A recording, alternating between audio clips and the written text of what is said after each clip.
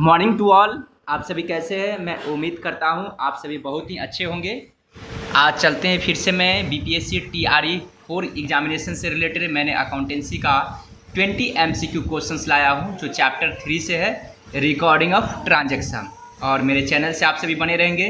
अभी मैं test 1 start कर रखा हूं। ईच एंड एवरी चैप्टर का जब टेस्ट 1 ख़त्म होगी तो मैं टेस्ट सीरीज में दूसरा लॉन्च करूँगा। तो अभी पहले लॉन्च मैंने फर्स्ट किया हूँ, तमाम बेसिक चीज़ों को मैं कवर अप कर रहा हूँ। तो चलते हैं अब थोड़ा क्वेश्चंस की ओर बढ़ते हैं। देखिए क्वेश्चंस क्या कहता है which of the following is not a source document. इनमें से कौन सा सोर्स डॉक्यूमेंट नहीं है? Cash memo, invoice, ledger, debit note. तो यहाँ पर लेजर जो है एक सोर्स डॉक्यूमेंट नहीं है।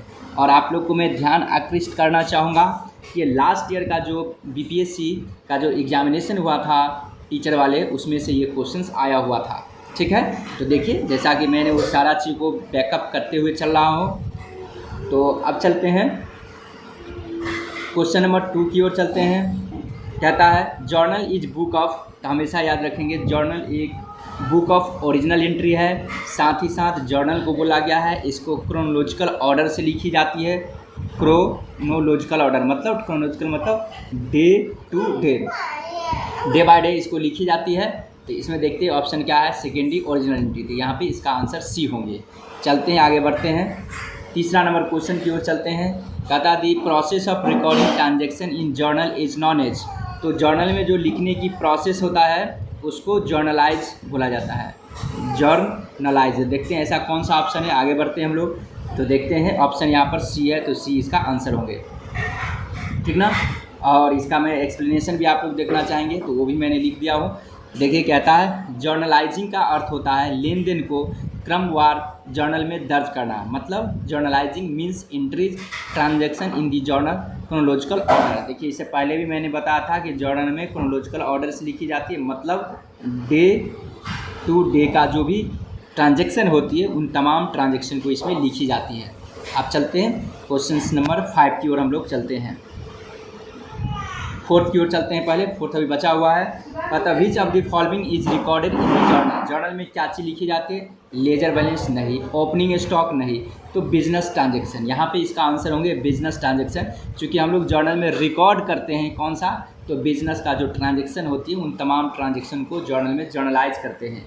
अब चलते हैं क्वेश्चन नंबर 5 की ओर। कहता है which document is issued when goods are return to the supplier. Supplier को जब गुड्स रिटर्न की जाती है तो क्या इशू की जाती है? तो हमेशा याद रखेंगे डेबिट नोट। मैं इस पर थोड़ा सा बताने की कोशिश करूँगा।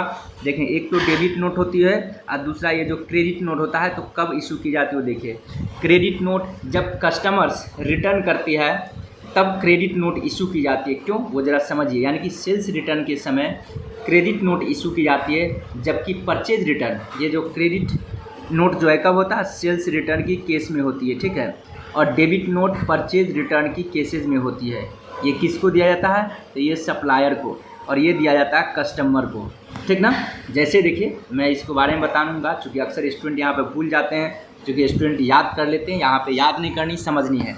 जैसे कि आप अगर कोई गुड्स को सोल्ड करते हो तो क्या होता है? डेटर अकाउंट डेबिट होगा। ठीक है। और 2 क्या होगा? Sales account. क्रेडिट पे सोल्ड होगी तो। लेकिन जब यही डेटर अगर ये गुड्स को रिटर्न करेगा तो इसका उल्टा एंट्री होगा। तो कस्टमर अकाउंट डेबिट होगा और 2 हो जाएगा क्या चीज़? डेटर अकाउंट होगी।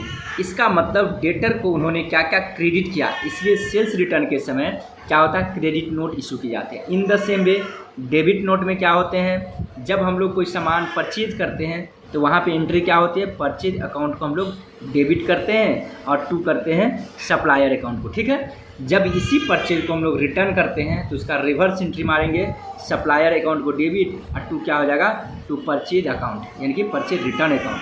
तो देखिए यहाँ पर सप्लायर को क्या किया? डेबिट किए, इसलिए यहाँ पर डेबिट नोट इशू की जाती है। हमेशा याद रखें। इसलिए देखिए कहता विक्रेता को माल लौटाने पर कौन सा दस्तावेज जारी किया जाता है? जब विक्रेता सामान को वापस करेगा तो डेबिट नोट इशू किया जाएगा, चूँकि उसको डेबिट कर देता है। ठीक है। और हमेशा याद रखें क्रेडिट और डेबिट नोट में क्या लिखी होती है? तो हमेशा याद रखेंगे गुड्स से रिलेटेड जो भी डिस्क्रिप्शन होती है उन तमाम चीज़ों को क्रेडिट और डेबिट नोट में लिखा जाता है। डिस्क्रिप्शन मतलब वो गुड्स का नेम लिखा जाता है, गुड्स का आइटम का नेम हो गया, नंबर ऑफ क्वांटिटी, उस गुड्स का प्राइस क्या है, सप्लायर के क्या नाम है, ठीक है, और कस्टमर्स का क्या नाम है। इन तमाम चीज़ों को लिखा जाता है डेबिट और क्रेडिट नोट में। इस चीज़ को याद रखेंगे। हो सकता है आपसे क्वेश्चन पूछ सकता है कि डेबिट क्रेडिट नोट में क्या लिखा होता है और किस केसेज में डेबिट क्रेडिट नोट इशू की जाती है। अब चलते हैं क्वेश्चन नंबर नेक्स्ट की ओर, यानी कि 6 की ओर। देखिए कहता है the process of transferring journal in entries to ledger is called, ठीक ना।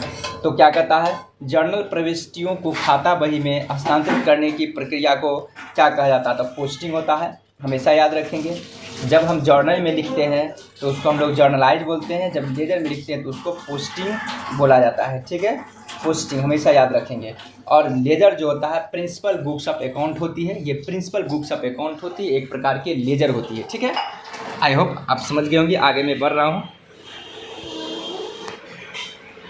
क्वेश्चन नंबर 7 की ओर चलते हैं। 7 में देखेंगे क्या कहता है, 7 में देखेंगे क्या कहता है वो देखेंगे, ठीक है।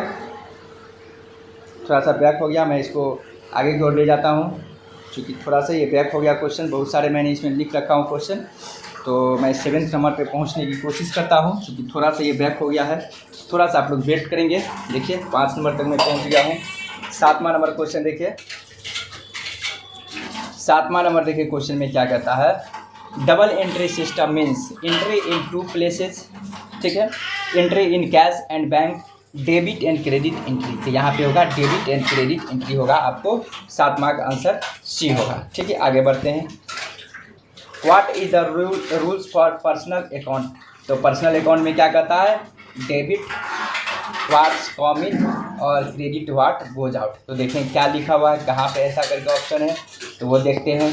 देखिए कहाँ पे ऐसा ऑप्शन है, debit the receiver credit the giver होती है, ठीक है, debit the receiver credit the giver, ये बी आंसर होगा क्योंकि debit what comes in credit what goes out होती है आपको रियल अकाउंट में, ठीक है। ये होगा रियल अकाउंट और दूसरा होगा बी होगा पर्सनल अकाउंट, और debit all expense and credit all income जो होता है नॉमिनल अकाउंट में, ठीक है, ये याद रखेंगे, ठीक है। आगे हम लोग बढ़ते हैं, ठीक है। क्वेश्चन नंबर 9 की ओर चलते हैं। क्या कहता है, furniture purchase for office use is what types of account.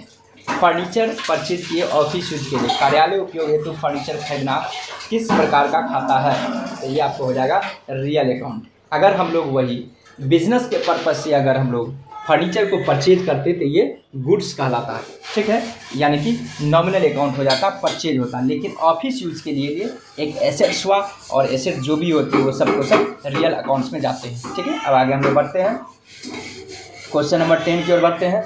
Question number 10 में देखिए क्या कहता है, wages paid is related to which account. तो ये नॉमिनल अकाउंट होगा, जो भी खर्चा होता है हमेशा याद रखेंगे, खर्चा होता है नॉमिनल, एक्सपेंस जितने भी होता है और इनकम जितने भी होता है, ठीक है ना, ये सब कुछ सब क्या होता है नॉमिनल अकाउंट होते हैं, ठीक है। अब आगे हम लोग बढ़ते हैं, तो यहाँ पे नॉमिनल अकाउंट ये आंसर होंगे। आगे बढ़ते हैं फिर, goods withdrawn for personal use will be, ठीक ना, अपना पर्सनल यूज के लिए जब गुड्स निकालते हैं तो क्या होगा एंट्री, ड्राइंग अकाउंट डेबिट, एकदम सही है। जब पर्सनल के लिए यूज करते हैं तो डेबिट करते हैं ड्राइंग अकाउंट, लेकिन अगर वही बिजनेस के लिए गुड्स को विथड्रॉ करेंगे तो क्या हो जाएगा, ठीक है, परचेज होगा उसकी जगह पे। अब आगे बढ़ते हैं, journal entry is not passed for, journal प्रविष्टि किसके लिए नहीं की जाएगी, वो देखिए, सेल ऑफ गुड्स, ठीक ना, purchase of machinery, sale of goods के लिए नहीं होगा, journal entry is not passed, sale of goods, purchase, withdraw of money by owner, death of owner, owner को डेथ होगा तो नहीं होगा क्योंकि वो पर्सनल उसका मैटर है, उसके पर्सनल अकाउंट में लिखे जाएंगे, ठीक है। और इन सारे चीज़ बिजनेस से रिलेटेड बिजनेस में लिखे जाएंगे, ठीक है।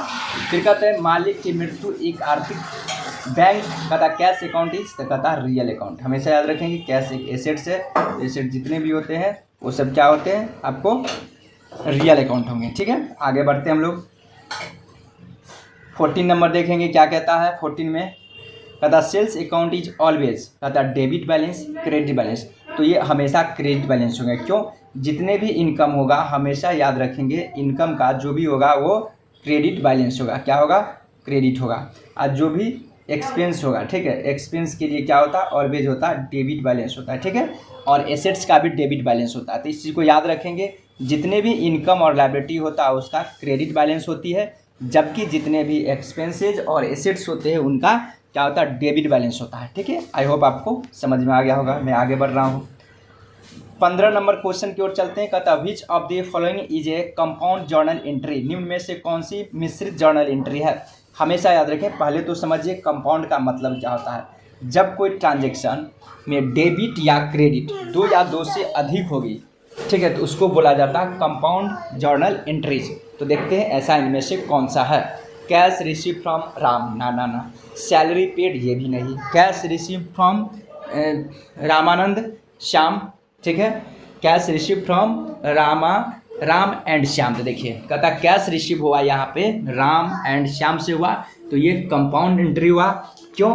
क्योंकि यहाँ पे राम और श्याम दोनों को क्या किया जाएगा, क्रेडिट की जाएगी। चूँकि इसका एंट्री क्या होगा, कैश अकाउंट DR होगा और 2 होगा राम अकाउंट और 2 होगा श्याम अकाउंट। तो यहाँ पे ये क्या हो गया, कंपाउंड एंट्री। कंपाउंड का मतलब ये होती है डेबिट या क्रेडिट दो या दो से अधिक जब होगा कोई भी अकाउंट, तो उसको हम लोग क्या बोलते हैं, उसको हम लोग बोलते हैं कंपाउंड जर्नल एंट्री, ठीक है। आई होप आपको समझ में आ गया होगा। क्वेश्चन नंबर 16 की ओर चलते हैं। देखिए क्वेश्चन नंबर 16 करता है which account will be credited when rent is paid. जब रेंट पेड होगा